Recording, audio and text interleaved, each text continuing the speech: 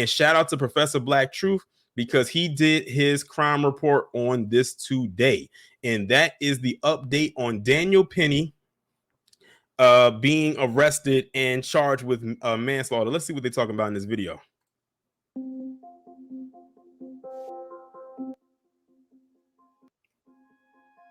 I don't think this video has any Shortly after 8 a.m. this morning, Daniel Penny surrendered.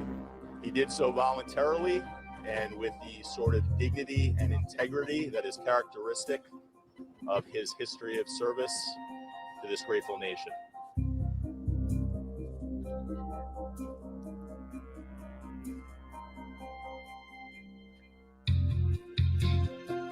The case will now go to court.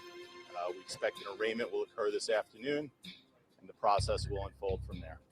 If that's his attorney kind of looks like Jimmy Kimmel. I just had to throw that out there. So yeah, there you have it right there. Let me pause this right quick so it doesn't play again. So you heard it right there. He turned himself in. Notice how he just casually just walked right on in. Right on and exactly till dog dignity and integrity, my ass. Walked right on in there. Now, peep this. Daniel Penny, man accused of choking subway rider Jordan Neely to death, released on bond. So remember what I was telling you about everybody don't need a bond? Released on bond. So you mean to tell me you only arrested him just to give him a bond and for him to walk right back the hell on out? Y'all treating this man like he a damn yo-yo. First he went in for questioning. Then he got released. Then he got charged with a lowball charge at that. Then he gets arrested again and don't take it back in. Then he gets a bond and he's released back on another bond. What was the point then? Former U.S. Marine Daniel Penny turned himself into New York City police on Friday in connection with the chokehold death of Jordan Neely aboard a subway train. Penny, age 24, was placed under arrest for second-degree manslaughter and handcuffed. He appeared in court under police guard and did not enter a plea. Assistant District Attorney Joshua Steinglass said prosecutors conducted a thorough investigation that included interviews with eyewitnesses, 911 callers, and responding officers before moving forward with the criminal charge. And I'm not going to read that part. It just recaps what he did. It says defense attorney Thomas Kenneth said Penny has been fully cooperative throughout the process. Kenneth told reporters that Penny turned himself in here voluntarily and with the sort of dignity and integrity that is the characteristic of his dignity of service to this grateful nation. Oh, give me a break. Who cares? So because he served in the military, that's the kind of accolade you're going to give a person that did what they did? Attorneys for Penny said in a statement Friday, we fully expect that Danny will be exonerated of all charges. And the scary part about that is it might actually happen. It says Penny's surrender came one day after the Manhattan District Attorney's Office confirmed that he will be arrested for second-degree manslaughter, for which the maximum penalty is 15 years in prison, which means if he was to go to jail today, he will be out before he's 40, like just shy of 40. Wait a minute. Hold on. Yeah, he'll be 39. Wow. Neely's family attorney, Lennon Edwards, is advocating for second-degree murder charges, saying Penny should have known Neely could die after seeing him struggle during the chokehold. Penny acted with indifference, Neely family attorney Dante Mills added at a news conference hours after Penny turned himself in, and we cannot let that stand. For everybody saying I've been on the train and I've been afraid before, and I can tell you what I would have done in that situation, I'm going to tell you. Ask how you can help, Mills said. Please don't attack, don't choke, don't kill, don't take someone else's life. We don't want anybody afraid on the subway, Mills said, but we want people to look at those that may be there in that situation and say why and how can I help them make a difference. Neely, who was homeless at the time of his death, had a documented mental health history. According to police sources, Neely had been previously arrested for several incidents on the subway, though it is unclear how many, if any, led to convictions. Oh, that's easy. None did. Some witnesses reportedly told police that Neely was yelling and harassing passengers on the train. Authorities said, y'all, let me tell y'all something right quick. I got a plot twist for y'all after I finish reading this article. It's a reason why I couldn't wait to talk about this today. Police sources, so keep that part in mind. Police sources told ABC News that Penny was not specifically being threatened by Neely. when he intervened, and that Neely had not become violent and had not been threatening anyone in particular. In an earlier statement, Penny's attorneys offered condolences to those close to Mr. Neely and claimed Mr. Neely began aggressively threatening Daniel, and that the Marine veteran and others acted to protect themselves. Mr. Neely had a documented history of quote unquote violent and erratic behavior, the apparent result of ongoing and untreated mental illness, and the statement from the law firm of Reiser and Kenneth. When Mr. Neely began aggressively threatening Daniel Penny and the other passengers, Daniel, with the help of others, acted to protect themselves until help arrived. Daniel never intended to harm Mr. Neely and could not have foreseen his untimely death. Neely's death following the chokehold was ruled a homicide. The investigation thus far has included numerous witness interviews, careful review of photo and video footage, and discussions with the medical examiner's office. Manhattan District Attorney Alvin Bragg said in a statement Friday. Jordan Neely should still be alive today, and my thoughts continue to be with his family and loved ones as they mourn his death during this extremely painful time. I don't even want to read a statement from Al Sharpton, so I'm going to skip right past that. The judge on Friday approved releasing Penny on bond. Penny's attorney said the former Marine lives in New York City and is in college pursuing a bachelor's degree in architecture. Kenneth noted there is nothing less indicative of flight risk than someone voluntarily surrendering.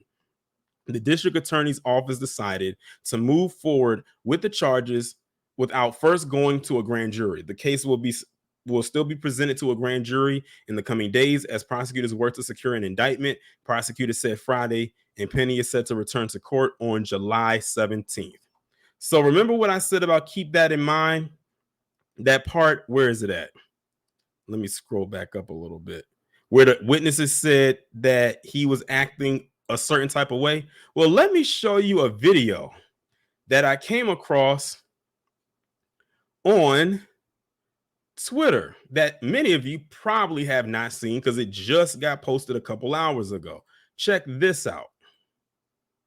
I need to stop in and break. 13 to milk. TV Popeyes, 13 to Shelton, milk TV and drink, and passion. 13 to milk, hungry. That's oh no. Shelton to drink, 13 to milk. Food TV Popeyes, 13 to drink, TV milk, 13 to food. Drink hungry, I need to survive, milk, Shelton. Drink hungry, that's what happens. Okay, so y'all just saw this, right? If y'all look in this corner right here, it says Jordan Neely's last words. This is the video that was recorded from another person on the train of Jordan Neely standing there, basically repeating himself about wanting food and something to drink, which is something that they said he did mention about him wanting food and drinks. That Miss Renee, I'm explaining it now because it's kind of hard for some people to understand what he's saying. But he's basically in so many words saying he needed food and something to drink. He kept repeating it over and over again. Now I got a question to all these people that were trying to justify Jordan Neely's murder. All of them kept saying he was acting erratic, he was acting violent. Where in this video was he acting erratic and violent? He was not yelling. He wasn't getting in people's faces. He wasn't even harming anybody. You saw the two women in the background. One was smiling. The other one was just sitting there. Nobody got up and moved. He was just standing there saying he needed some food and something to drink. He was not being aggressive like they put out there like he was. Now the video cuts off before Daniel Penny comes up. I wish the person would have kept recording it just to get the perspective of what happened when he came up. And then if they wanted to cut it off, then they could have cut it. And I know that this is the same day because Daniel Penny had this hat on, and I can recognize the color of this shirt and the pants. Afro said, I said in my live that I bet he wasn't yelling. Exactly. He's not yelling here. But you know what's something I've always said? When a black man speaks in a certain tone, it's seen as quote unquote threatening to others. Me talking in the tone that I'm talking right now, in which I'm not even raising my voice, even with this mic in front of me, would be seen as threatening because we're supposed to talk like this. We're supposed to whisper. And in some cases, they probably wish we can go back to the days of when we talked with our heads down and not look them in the eye. All he was asking for was some food and something to drink. Sean from the shot, she said they're showing the video on the national news. Now, the video I'm playing right now, The video I'm playing now, is that the video you're talking about? The one this one right here? They're playing it on the news now.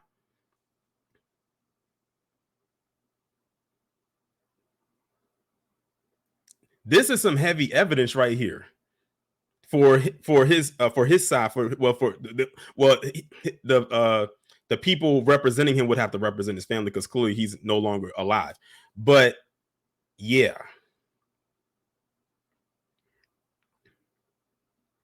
And you got to keep in mind, Dub S loves to over exaggerate when it comes to us in a lot of situations. Because when I was looking through the comment section of the person who posted this video, the two PC, and well, I think I saw one, but maybe in two, but one PC person came up in there and said, how do we know that's even him? That's him. That is him. Because even when you look at the angle of him when he was on the floor being choked out by Daniel Penny, you can still tell that it's him, even with this being a side profile. Again, he was not threatening anybody. He was just asking for food and something to drink. And he wasn't even yelling or being boisterous or being threatening to anybody. But they try to play it off like he was. And that definitely wasn't the case. So, this is the latest update right here. But like I said, I'm so glad that I came across this video maybe a good 30 minutes or maybe an hour before I started the stream. Shout out to AW1 for the super chat. He said, what up, Torian? Good job putting out that video. Thank you. I appreciate it. We ain't gonna stop talking about this. We are not going to stop talking about this. This is just gotten even more interesting. Sean Ford said they trying to say he got a lot of arrests. Of course they're going to do it. They had to immediately put that out there because that's character assassination. Make it seem like, oh, we can't feel bad for him because he had all these arrests. And I was telling people, Daniel Penny did not kill Jordan Neely because of his arrest record. Daniel Penny didn't know Jordan Neely from a can of paint. So how would he have even known? We didn't know what his so-called arrest record was or him being arrested until all these white supremacists started to put that out there and started to spread it like it was, gospel. But let me just say this. When something happens with them, it's going to be up to us. We going to have to start doing the digging. I don't care how far back we got to go. I don't care if it's down to when they was a kid, because they'll do it with us. They will dig into our background to justify our murder all the time. This is nothing new. That's why when they did that, I wasn't surprised. I knew exactly what they were trying to do. And that's not going to hold up in court. They're not going to say, oh, well, he had all these charges and whatnot, and Daniel Penny killed him because of it. No, they would look at them if this was a structured court. They would be like, that's not even permissible evidence. You can't even use that because that had nothing to do with this day. So I don't even know why they even bothered to bring that up. But again, character assassination. We got to kill you in the court of public opinion to make people not empathize or sympathize with you and make it seem like that Daniel Penny is the hero. And shout out to Sean from the Shy for the super chat. She says, we are not going to let this rest. Nephew, I'm ever so tired of these demons. Come up and so waits him. Trust me. I appreciate the super chat. But that's what they try to do. That's what they always love to do. Listen, y'all, we are not new to this. They did this with Trayvon Martin. Remember what happened with Trayvon Martin? They said, oh, he was wearing grills in that picture. He was flipping the bird. He got suspended. He was in detention. They did all this kind of stuff to make George Zimmerman look like some saint when George Zimmerman did not kill Trayvon Martin for any of that stuff that they brought up. They were happy when George Zimmerman got let off of what he did, but they regretted it later because they realized this guy was a menace. I said, well, y'all was cheering and hooping and hollering when he got off. So, there it is. Y'all literally let a menace back out into society. Spidey said they did the same thing with George Floyd. Exactly. The Coonstras did a whole freaking mockumentary about it. And we got on her head about it too. The only difference with that is because Derek Chauvin actually got found guilty and got some prison time. Is it the amount we wanted? No. He actually got more. I'm going to be honest, he got more than what I thought he would. Even with all that character assassination they did, he still ended up being locked up. And they can't afford to take another L. And the crazy part about it is, Daniel Penny is not a cop. He's not even active in the Marines. At the very least, he's in the reserves. Because I'm sitting there saying to myself, he can't be active in the military right now, not with his hair out like that. If he was still active, his hair would be cut low. But again, they had to assassinate Jordan Neely's character to make you not feel bad for him and and to make it seem like Daniel Penny was doing God's work.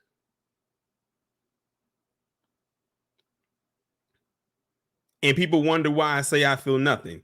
Well, I have several reasons, but that one is damn near at the top of the list.